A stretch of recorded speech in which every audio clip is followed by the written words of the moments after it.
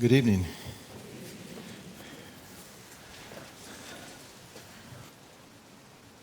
It's a very special blessing to be here on this stage and look out at this very unique audience,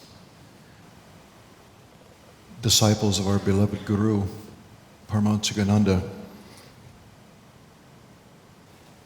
And what I see and feel when I see the light in your faces and the little sparkle in your eye, and just the energy that one feels when you come into the room, hope. Hope. Hope for the world. Hope for us, yes, but hope for the world, because it doesn't take too much investigation to see the mess that the world's in, to say the least. I could probably just go through a long list of problems, and that would take up the entire hour this evening, and that's not our purpose. But there's hope for the world. Great hope. Next year, 2017, marks the 100th anniversary of our Guru's work. He founded in a small village in West Bengal in India in 1917. 100 years of this beloved work. And today, there are SRF centers and groups in 485 groups in over 50 countries. We have lesson members in over 50 countries and 44 countries represented here tonight. By the end of this year, the autobiography of a yogi will be translated into about 50 languages, which means that about 95% of the world population will be able to read Guruji's ambassador, his autobiography.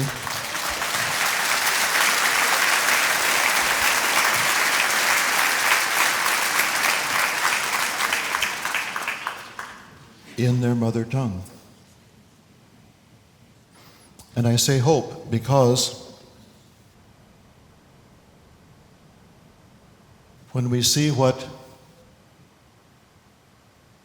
one simple sadhu, if you will, one who wanted to run away to the Himalayas, was happy to maintain a small school at Ranchi, what he's done.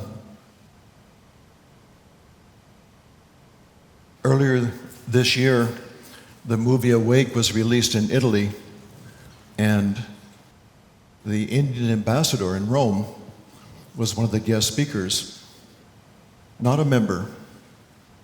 And he stood up and started out by saying, Paramahansa Yogananda is the greatest saint that India has ever produced.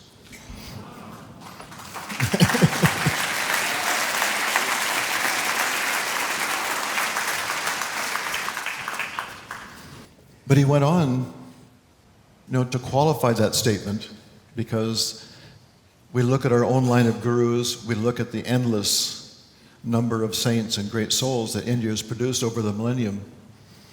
And he said the reason he says that is because Paramahansa Yogananda has successfully brought the ancient teachings of yoga to the West and to the world.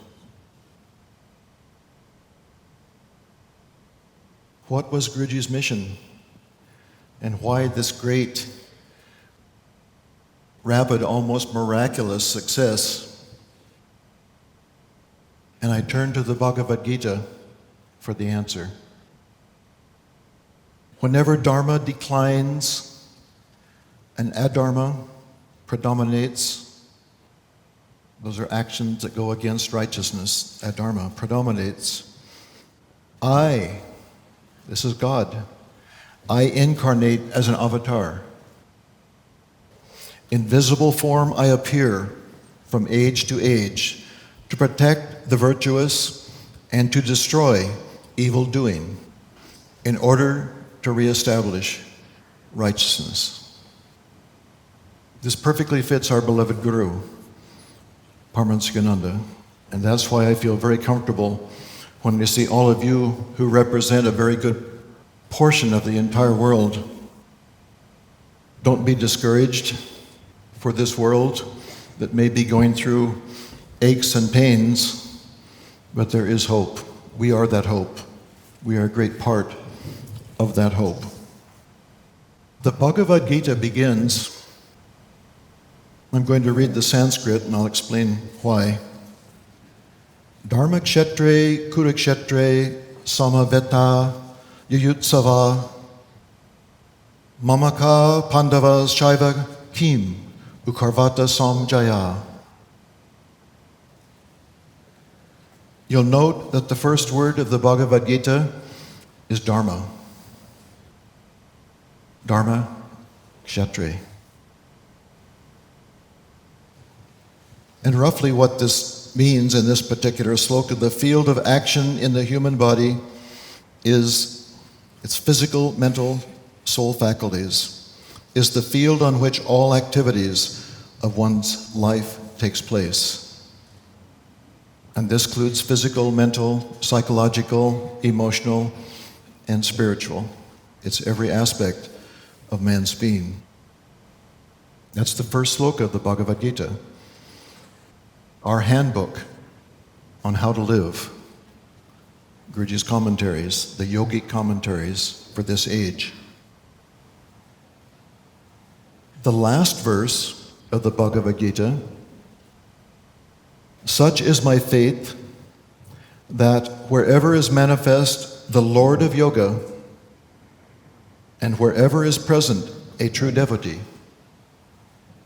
there too are success, victory, attainment, and the unfailing law of self-discipline, which leads to success. The unfailing law of self-discipline, that's Dharma. The Bhagavad Gita begins, the Bhagavad Gita ends, speaking of Dharma. And if we wonder what Dharma is, very simplistically put, someone jokingly said, if someone places before you a nice bowl of ice cream and a raw salad,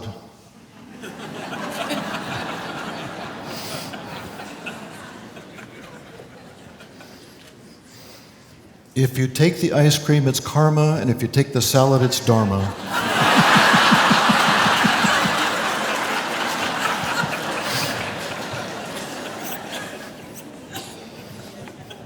It's more than that, of course.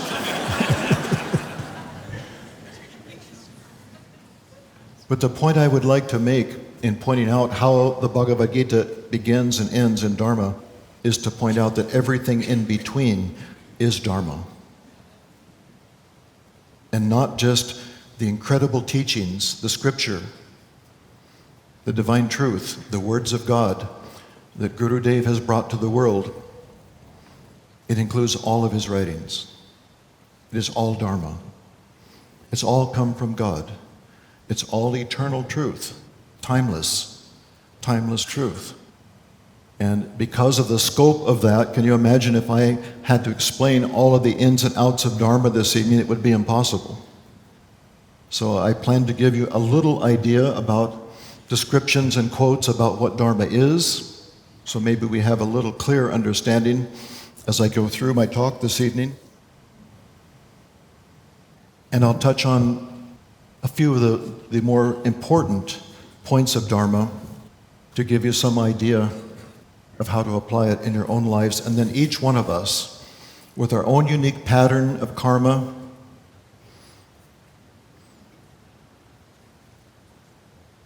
each born into a different family, different potential capacity, raised in a different social environment, different education, how different and unique each one of us is. Each one has to take that Dharma, to take that divine guidance that the Guru has given and apply it to those situations that you face in your life, each one of us.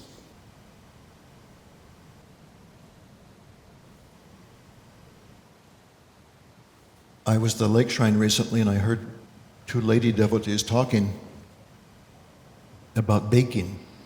They were baking, I think it was cookies or some pastry. And one was explaining how they had decided to make it more healthy by cutting down the amount of sugar. And it didn't turn out very well. It wasn't as light and fluffy as it was supposed to be. Rather, it was sort of gooey and sticky. And upon investigation, the devotee discovered that the sugar not only makes the pastry sweet, it also absorbs moisture. So there's a chemistry taking place. And that's one reason that some people may spend years perfecting a particular recipe. And what happens when you change the recipe? Well, it's the same with Dharma. You know, Dharma are their eternal truths. It's like a recipe of life. And if we try to mess with it and change it, you know, life can become pretty sticky and gooey, can't it? Doesn't it feel that way sometimes? But isn't that what the world's like today? It's not that truth has not been available to mankind, but it's been misinterpreted, misunderstood, wrongly applied, because people have not followed the recipe, the divine truths.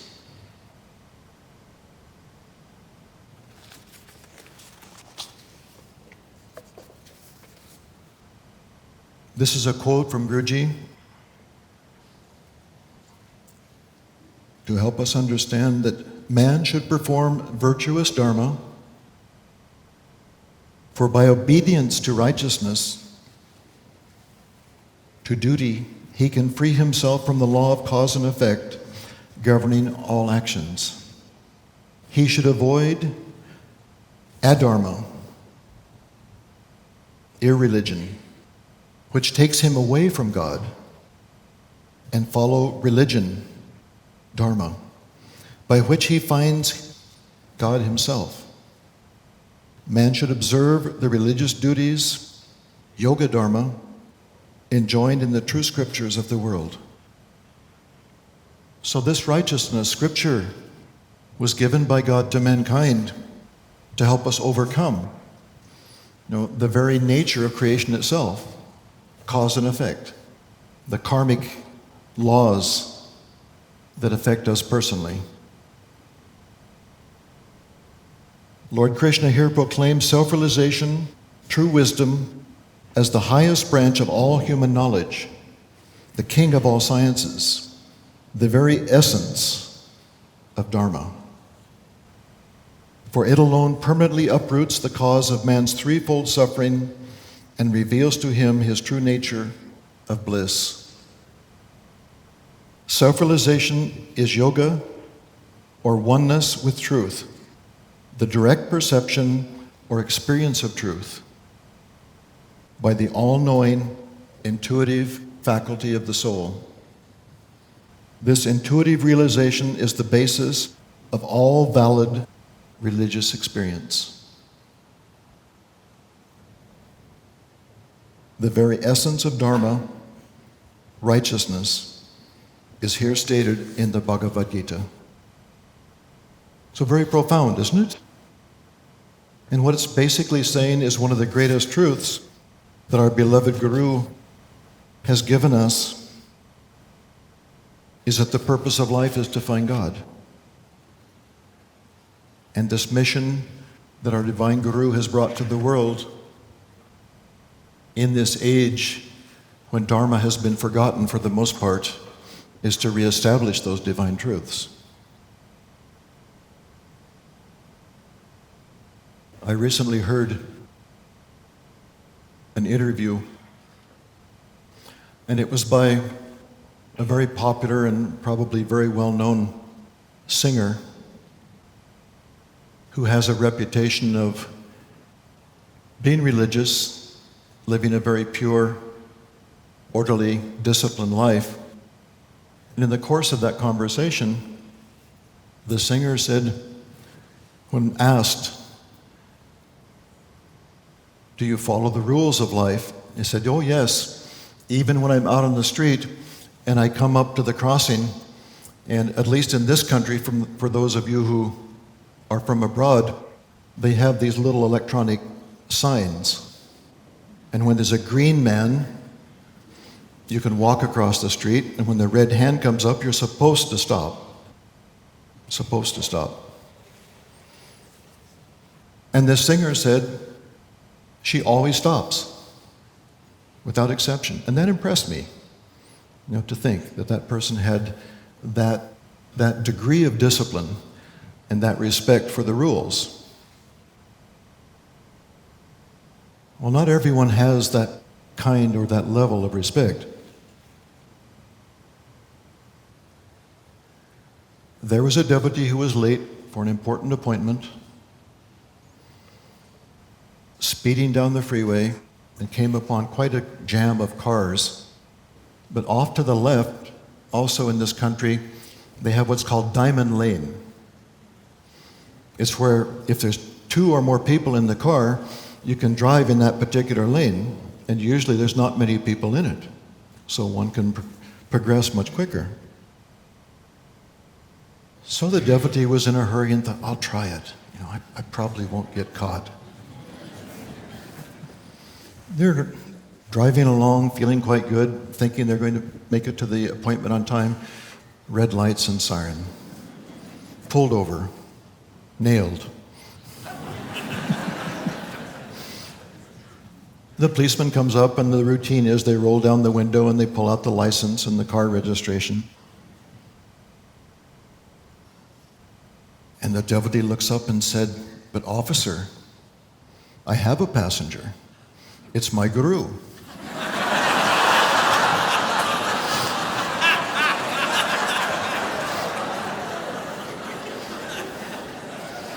The officer looks around the car and says, "Who's your guru?" And she said, "Paramahansa Yogananda." He said, "Oh, Paramahansa Yogananda. Isn't he the one who wrote the autobiography of a yogi?" It's a wonderful book. Wonderful. So he's your companion. And he kept writing in the ticket book. And the devotee looked up and said, "Officer, are you giving me a ticket because I have no companion?" The officer said, "Oh, no, not at all. I'm giving you a ticket because your companion forgot to fasten his seatbelt."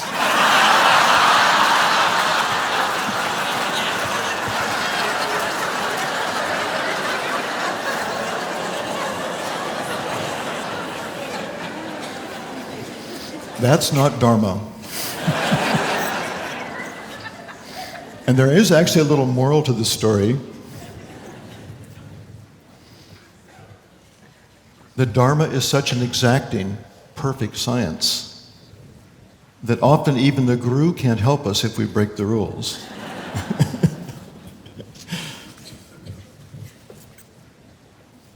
There's more to this. I really like that little story about the singer who stopped at the street. It really invoked much thought on my part. This is from Sri Yukteswar.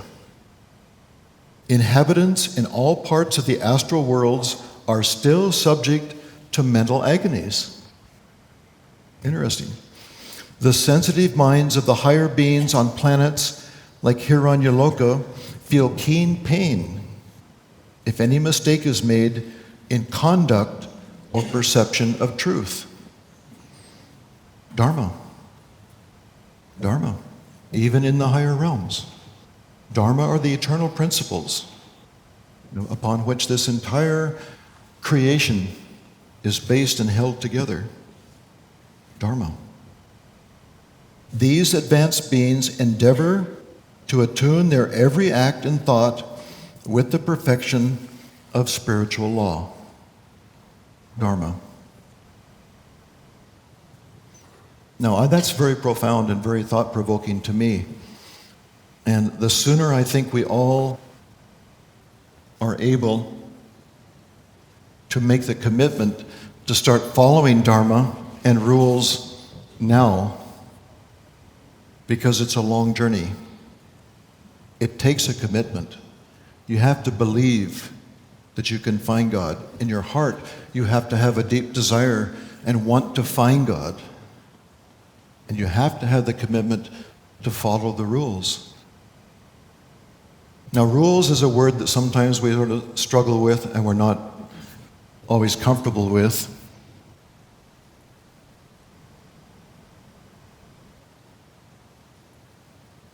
But if we realize the potential result, the end goal of following Dharma, then we would start making every effort that we possibly can to apply the guidance, the teachings, the principles that the Guru has given. In the act of obeying even the littlest, simplest rules, we are strengthening our willpower. And we are training our consciousness to respond to following the rules. So then when we're faced with a big test in life and we have to apply, the greater laws, it's much more easy.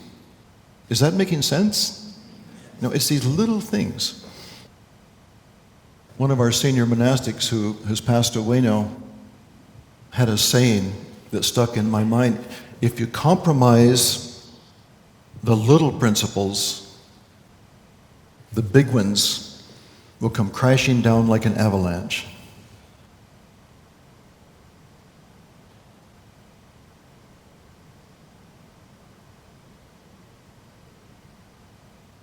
How much time in our lives do we spend rushing across the street in a hurry, against the red hand? And by that I mean in the situations of life, if we're rushing, if we're really not thinking about what we're doing, if we're not applying the rules, if we're not stopping when it's time to stop, to introspect, and if nothing else, just to practice the presence of God, so that when the little green man comes again, you're not crossing the street alone, are you? You're taking God with you. So that's just a little example. I'm just using this, very simple example, but it's quite impressive to me, the truth, the importance of applying rules, applying truth, of applying Dharma in our lives, in every situation.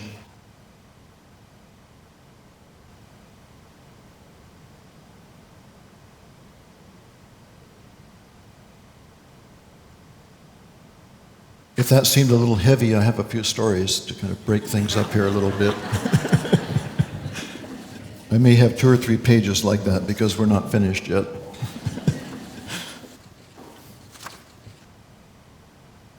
And what does Dharma look like in day-to-day life? It's the rules, it's the you should do this and you shouldn't do that. That's part of Dharma, but it's much more than that. That's just part of it.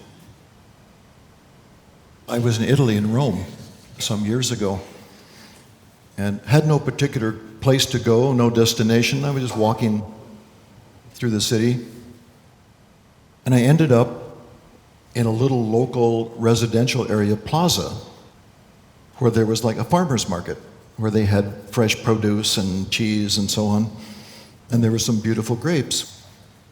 And I thought I would take the grapes and take them back to the hotel with me. And this was before the euro, when they still had the Italian lira. And I don't remember the exact number now, but $1 gave like thousands or maybe hundreds of thousands of lira, I'm not sure. There was an elderly lady there, and I couldn't speak a word of Italian, and I pointed to the grapes, and she took them down, and I nodded that that's what I wanted. And I had a little shoulder bag. She put them in it. And she said something in Italian that I assumed was the price. I had no idea what it was. So I just reached in my pocket and took out thousands of lira. And she had her hand out like this, and I put them in her hand. And I could have paid 100 times more than what those grapes were worth. I had no idea, and it didn't really matter to me. But she looked down at the lira, and she went through, and she was putting it in 2 different piles. And she gave about half of them back to me with a big smile and nodded like this. Dharma. That's Dharma in real life. At the lake shrine, there's an elderly gentleman, probably homeless. He comes almost every day on a bicycle, has a little suitcase strapped on the back, never caused any disturbance, always comes and sits quietly. Often I think he meditates in his own way or prays. He sits around the lake with his eyes closed. Never caused any disturbance, no problem. Very sweet man. I was at the lake one early morning on a Sunday, right before the second service, and he came in. I just happened to notice he came in, parked his bicycle, and took off his shirt. Bare skin. And I thought, uh-oh, what's he doing? What's going to happen here?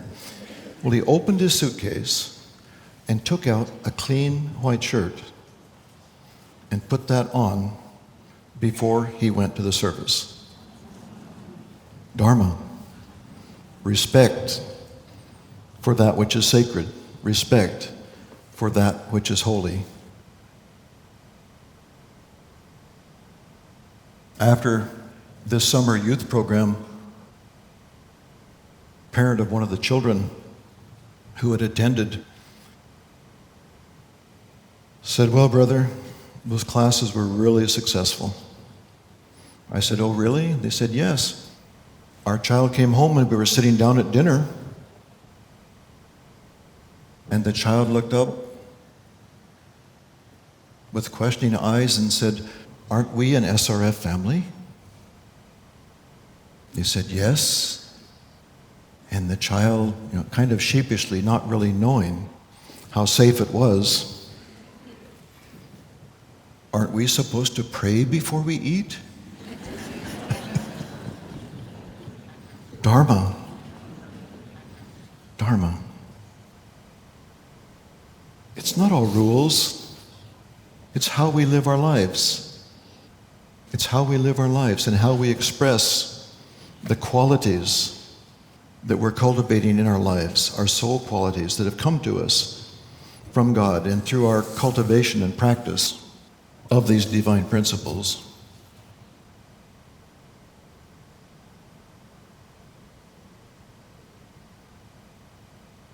One of the greatest dharmic principles is service. That Guruji said, life should be chiefly service. Life should be chiefly service. In Sanskrit, the word service is seva. And it doesn't mean just service, because service may have almost a very common day connotation. Seva means selfless service. Selfless service. And it arises from a place of peace and love. Service arises from a place. Where is that place? In our hearts, in our souls. Because we really can't serve anyone except God. Ultimately, Guruji said that life is like an ocean, a vast ocean, and we're all part of that ocean. And for a short time, like a wave, we rise above. But ultimately, we're part of a bigger consciousness. We're part of God. If we're serving from an inner sense of peace and with love, that is true seva. We're looking for God in others, or we're trying to apply the principles that we're cultivating in our service. And we're striving to do that without looking for the fruits of our actions. That's what it says, selfless. If it isn't selfless, we're creating karma. But if we're practicing Dharma selflessly, if we're serving God and ultimately serving ourselves in all of mankind, without expecting the fruits of our actions, then it's liberating. That's true seva.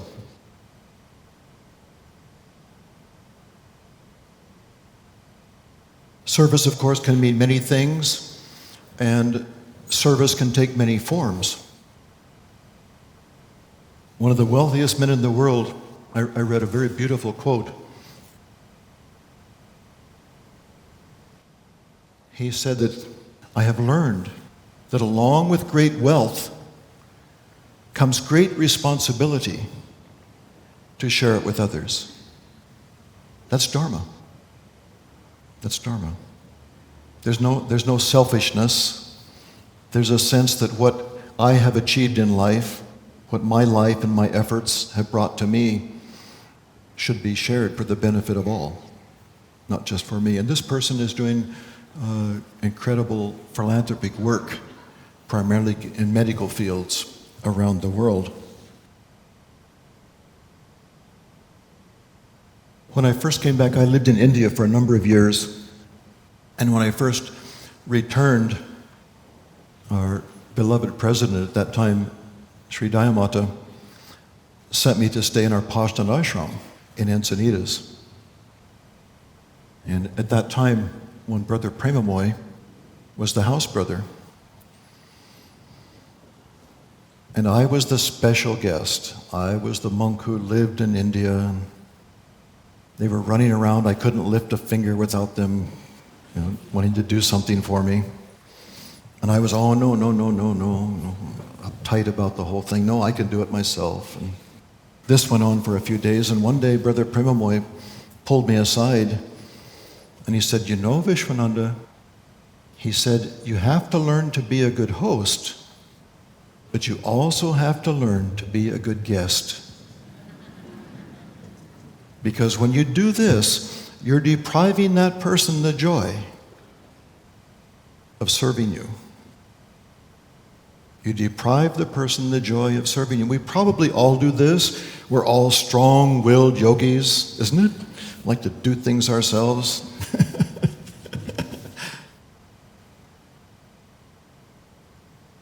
But if we're serving from a center of peace, and we're serving with a sense of love, we will be sensitive to the people that approach us. And maybe they just want to help, but maybe they need attention, maybe they're lonely, maybe they need to be validated. Maybe in serving you it makes them feel more worthy, or maybe just out of pure respect. Dharma. Another quote from one of the children who attended this summer's summer day program at Encinitas. And afterwards they were asked to write down some of their experiences and results of the 5 days they had spent. "The kirtan inspired me most because I felt that everyone combined and created one huge soul." That's Christ consciousness. That's Christ consciousness. That sense of expansion, of getting out of your ego, of getting out of the sense of I, and feeling a oneness and a connection with others. That's an aspect of the Christ consciousness. I was at the lake shrine out in the gardens one Sunday, and an older lady was wheeled up by an attendant in a wheelchair, and just at a glance I could tell her feet, she was wearing sandals, and her hands were just totally misshapen and crippled, probably by arthritis or something similar. It looked like she could probably hardly use her hands. And she was sitting right in front of the rose garden. And what caught my attention was just this sweet light in her face as she looked across and enjoyed the rose. It was something very special. So I went in the back room. I have a little pair of clippers that I keep and those little glass bottles in which you put flowers, and brought them out. I walked up to her and I asked her, "Would you like a rose?" And almost weeping, she says, "Oh, I would love to have a rose." She said, "When I was able, I spent all my spare time, my hobby, all my life was raising these beautiful flowers, and I can't do it anymore." So I cut the rose for her and put water and put it in the little tube and handed it to her. And as I started to walk away, I turned and I said, "If you're ever here and you see me, ask for me. If you don't, and I'll give you a rose." And I turned around and started to walk off, and the attendant said, "He didn't give his name. How can you ask for him?" And she said, "I know his name. His name is Mr. Rose."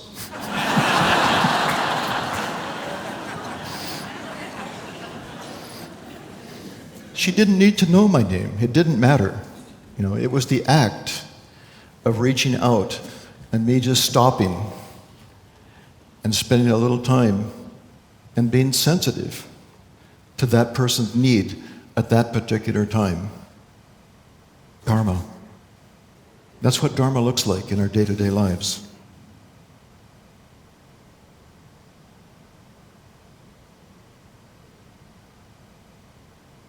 Some years ago, I was hosting at Mother Center. I was called down. There was an old elderly man waiting by the fireplace in the main hall. And I don't remember what I was doing. I was involved in something, but I'd come down the stairs quickly and walked up to him. And I walked up and said, "How are you?" He paused for a moment and kind of lowered his head, and tears started running down his eyes. And he said, "I'm dying from cancer. I have maybe 2 weeks left to live. And I've come here to my Guru's home one last time to pay my respects." That struck me very, very deeply. And it impressed upon me again this sensitivity that we need to have for each other and for other souls. We never know what they're going through. We never know. I love the Indian pranam. My soul bows to your soul. What a wonderful way to greet someone. And probably, I remember once with Ma, I was in a mood or something. It's a different story. I'll save it for some other time, but I'll tell one little part of it. She asked me a question about, "How are you?" I thought, "Oh, Mom never asked me, 'How are you?' There's something going on here." I had no idea what to say, and I was in a mood. Right? She picked right up on it. "Mom, I'm okay." Okay? Just what does okay mean? And then she told me, "You go down to your office, and when you understand what okay means, then you come and see me."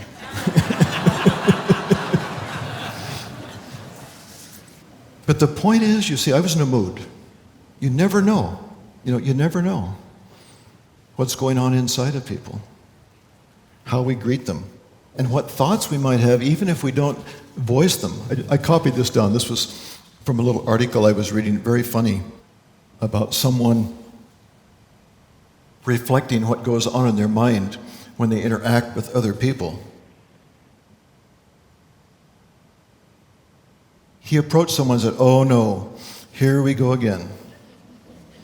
This Henry, all he ever talks about is health. I'll smile and nod my head in agreement, but I can hardly wait to get away from this guy." I thought, you ever had thoughts like that? Just can't wait, but you put on a nice face. "I love you, my dear old aunt, but I wish you could somehow forget how difficult it was for you in the good old days." We've heard this story 1,000 times. I wish he would learn to use deodorant.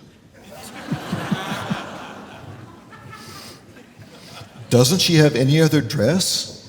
She always wears that awful yellow to church. Sound familiar? This is not dharmic thinking.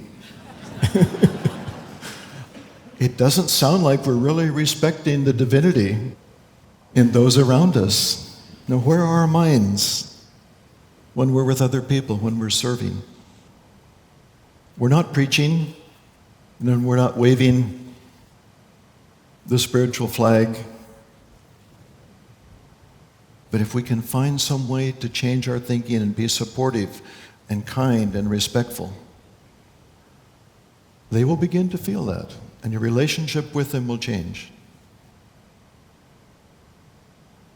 That's not a little thing, because this is going on all the time. Dharma is not just about outer action. It's also about inner thoughts, feelings, our psychology. Sometimes it's very subtle. To quote from Babaji, everything on earth is of mixed character. It's delusion after all. We live in delusion. Delusion cannot exist without positive and negative, good and bad. It's always there. It's always there. But Babaji said, everything on earth is of mixed character, like the mingling of sand and sugar.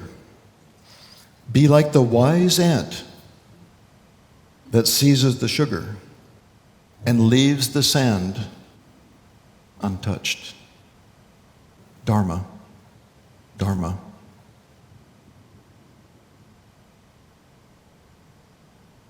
The greatest service to mankind that we can possibly render is our own spiritual advancement. At the heart of our Dharma, at the heart of the Self-Realization Fellowship path, at the heart of the mission that the great avatar, Paramahansa has brought to the world is Kriya Yoga practice. And much of dharmic activity takes place inside, not just in the mind, but in the spine, in the chakras, especially the higher chakras, the spiritual chakras, where we can begin to perceive and experience God.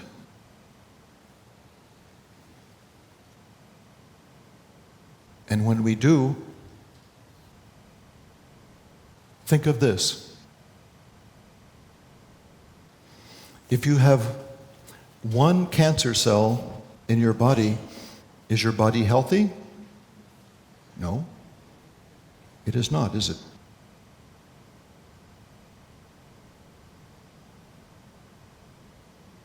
In the consciousness of mankind, if we are really truly all one, and one person is out of tune, isn't everyone else's consciousness brought down to some degree? Is that making sense? If we really are one in consciousness with God, the greatest service that we can perform is to meditate and practice the inner Dharma, the purification of our soul. Practice the meditation techniques. Practice Kriya Yoga. Begin to experience peace. Begin to experience joy. Begin to experience love.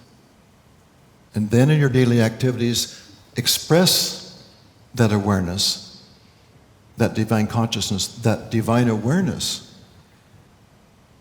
in every situation of life. It's the greatest service that you can possibly perform.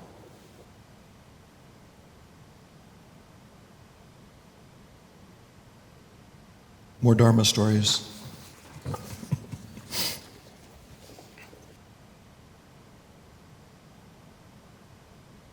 Another story from India.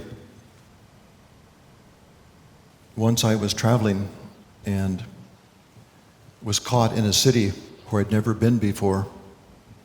late in the evening and hired a rickshaw puller and asked him to take me to a hotel for the evening.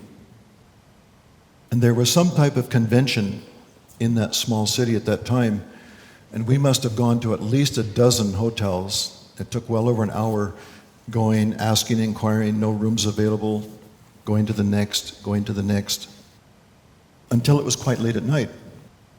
Finally, we found a small room. I retired for the evening, and the rickshaw puller wouldn't take any extra money from me, which was a little surprising. You know, white skin, a foreigner.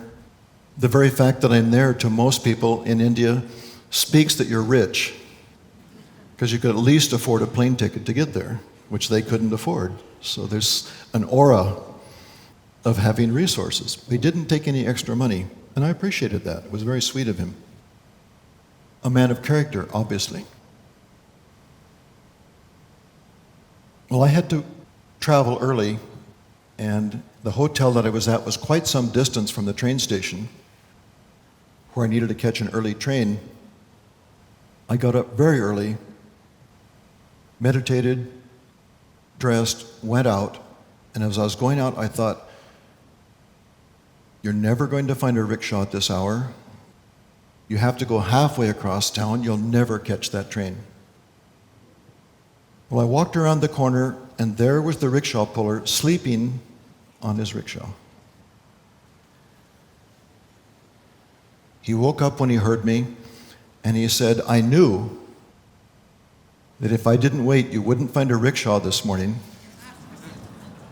So I spent the night here so you can catch your train. Dharma.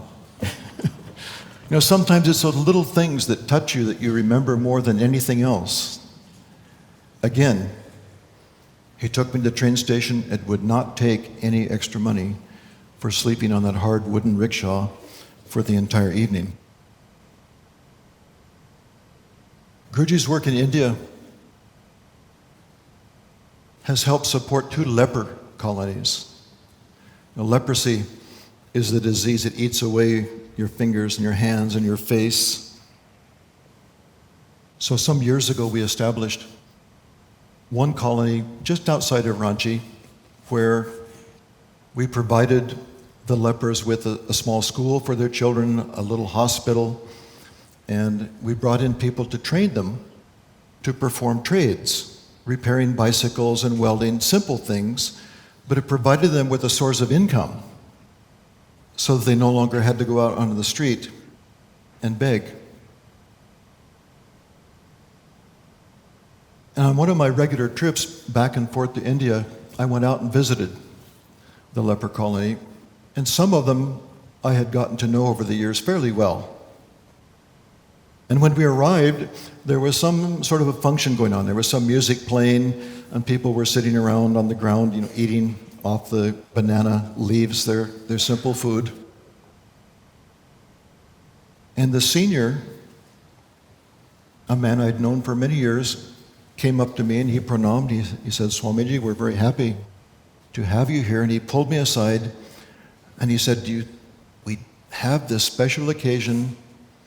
One of our seniors, it's their birthday, very special occasion, and we didn't have enough money for all the food for these celebrations. Do you think you could spare a little money? He said, I'm sorry to have to ask you, but you've helped us in the past. So I reached in my pocket and I had a number of rupees with me. I didn't even count them. Put them in his hand and was about to walk away. And just like the lady in Rome, he started counting the rupees and separating them and gave about half back and said, Swamiji, thank you. This is all we need. He could have taken them all. I wouldn't have had a second thought. You know, a man who had been tossed out by society, who spent most of his life, in a little hand-push cart on the streets begging. But he had character. He lived Dharma. He was a walking example of Dharma. I often think If our Guru is an incarnation of love, when he took his sannyas, his monastic vow, why didn't he take a name like Premananda, bliss through love, or Bhaktananda, devotion? Why did he take the name Yogananda? And I think one of the reasons was because he knew intuitively that he had the divine mission, that he was the avatar to be sent to the West to spread the ancient yogic science of India to the world. And at the heart of the teaching was the practice of yoga. And that name best exemplified his own experience, the path that he followed to find God, but also symbolically the message that he was responsible to share and spread throughout the world.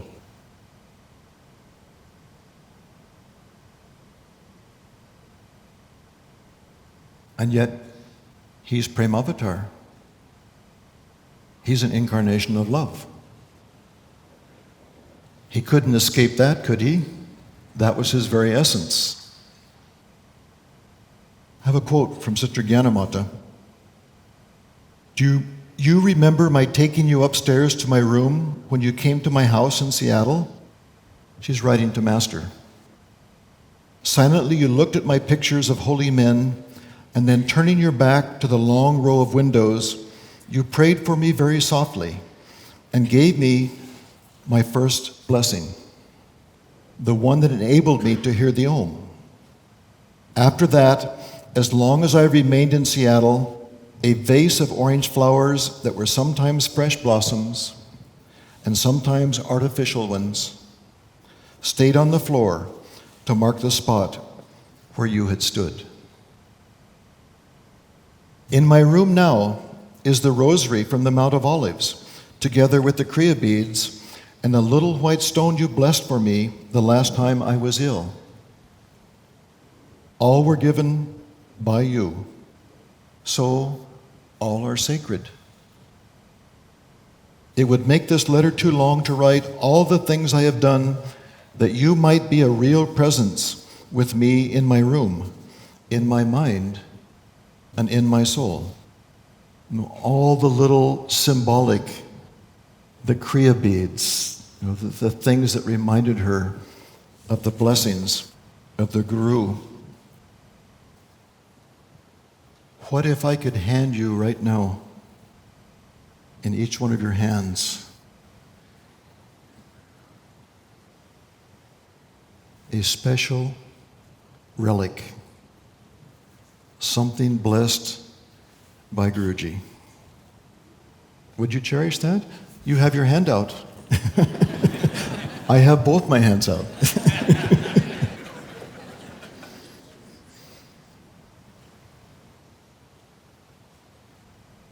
The most sacred thing that our Guru has brought to the world, the essence of the teachings in this troubled time, in the troubled world that we live in today, are his teachings. Dharma. Those eternal truths that have come directly from God. I'm reading quotes, but these are not just words, are they? These have come from avatars, those who had direct perception, direct communion with God. These truths, Dharma, they're eternal. They come from God. And each time, in each moment of our lives, each time that we have a test or a trial, each time we make the effort to stop in our lives and reflect and make a choice between the world and those actions that take us closer to God, Dharma, That truth is the most sacred blessing. At that moment, if you embrace Dharma, not just rules, those truths are filled with the vibrations of God. They're filled with the vibrations of the Guru. And when you apply those divine principles, when you practice Dharma in the moments of your life, you bring that vibration into your consciousness. And you're uplifted.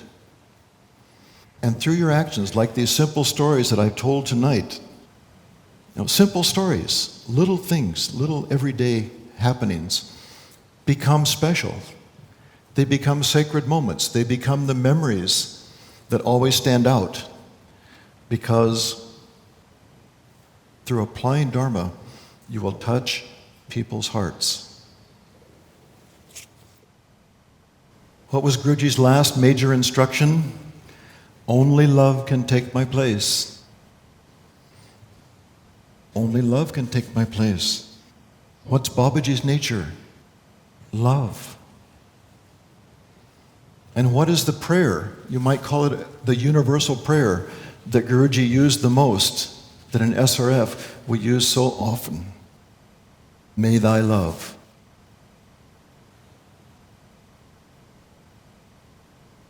These teachings, this sacred Dharma,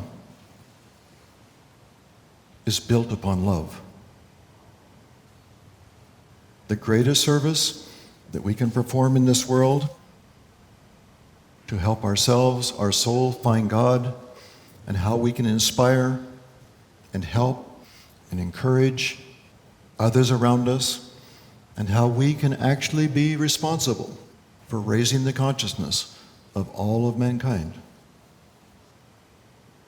is through our own efforts to meditate, to contact God, to feel that presence, and to practice this Dharma, these divine teachings, handed to us by God.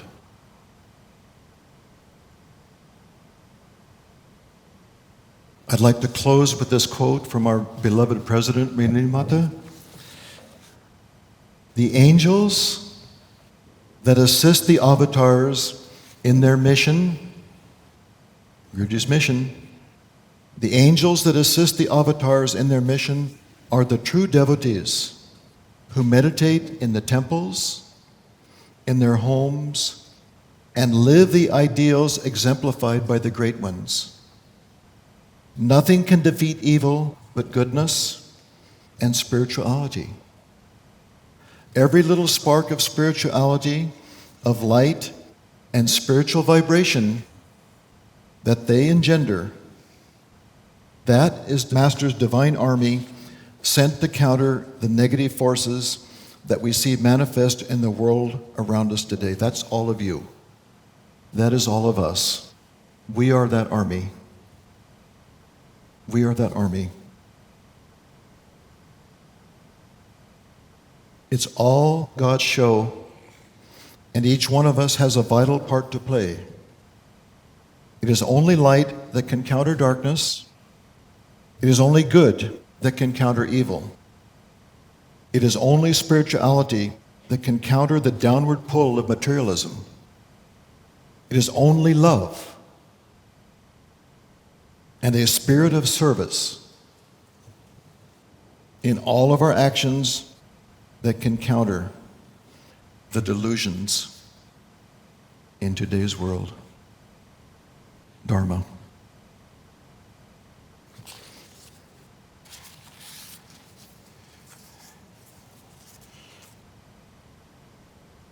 One last little word. Guruji's love is unconditional. Unconditional. But we can experience that love only in the greatest extent if we develop, through the practice of Dharma, unconditional receptivity.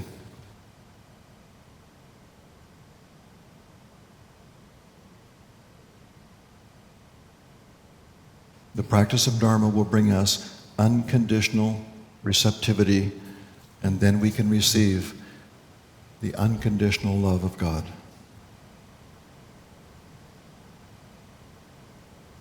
I've gone over time a little bit.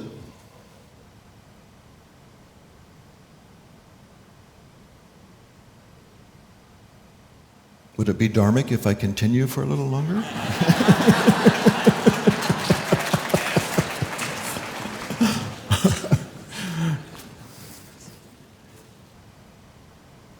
I'd like all of you to close your eyes, open up your hearts, fix your attention at the Kutastha Center, and with all the love and devotion of your hearts and the yearning of your souls,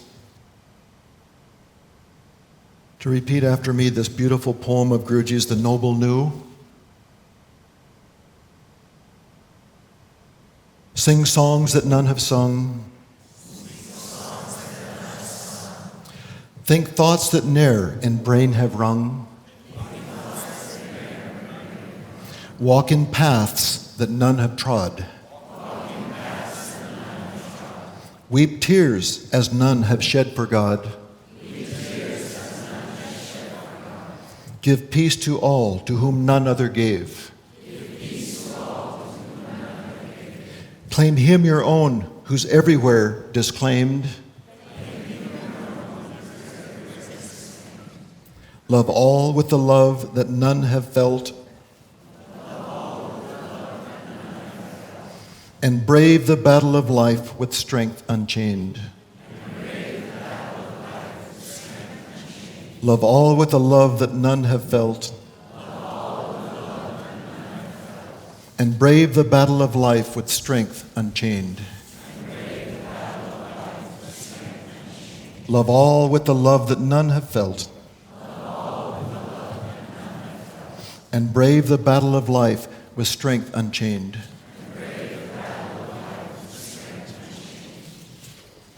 Love all with the love that none have felt. And brave the battle of life with strength unchained. Om. Peace. Amen. God and Guru, love and bless you all. There is hope.